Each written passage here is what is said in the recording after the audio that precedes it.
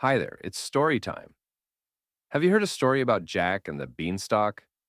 Well, if you haven't, you are in luck. Then sit down with me, close your eyes, and listen to my story. Once upon a time, there lived a poor widow and her son Jack. One day, Jack's mother told him to sell their only cow. Jack went to the market, and on the way, he met a man who wanted to buy his cow. Jack asked, "What will you give me in return for my cow?" The man answered, "I will give you 5 magic beans."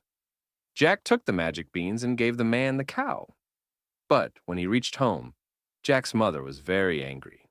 She said, "You fool! He took away your cow and gave you some beans." She threw the beans out of the window.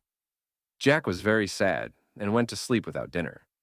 The next day, when Jack woke up in the morning and looked out of the window, he saw that a huge beanstalk had grown from his magic beans. He climbed up the beanstalk and reached a kingdom in the sky. There lived a giant and his wife. Jack went inside the house and found the giant's wife in the kitchen. Jack said, "Could you please give me something to eat? I am so hungry." The kind wife gave him bread and some milk. While he was eating, the giant came home. The giant was very big and looked very fearsome. Jack was terrified and went and hid inside. The giant cried, "Fee fee fo fum, I smell the blood of an Englishman. Be he alive or be he dead, I'll grind his bones to make my bread." The wife said, "There is no boy in here." So the giant ate his food and then went to his room. He took out his sacks of gold coins, counted them, and kept them aside. Then he went to sleep. In the night, Jack crept out of his hiding place, took one sack of gold coins, and climbed down the beanstalk. At home, he gave the coins to his mother. His mother was very happy, and they lived well for some time. Climbed the beanstalk and went to the giant's house again. Once again, Jack asked the giant's wife for food, but while he was eating, the giant returned. Jack leapt up in fright and went and hid under the bed. The giant cried, "Fee fee fo fum, I smell the blood of an Englishman. Be he alive or be he dead, I'll grind his bones to make my bread."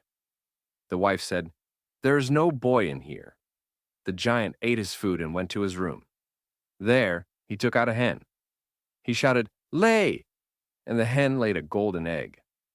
When the giant fell asleep, Jack took the hen and climbed down the beanstalk.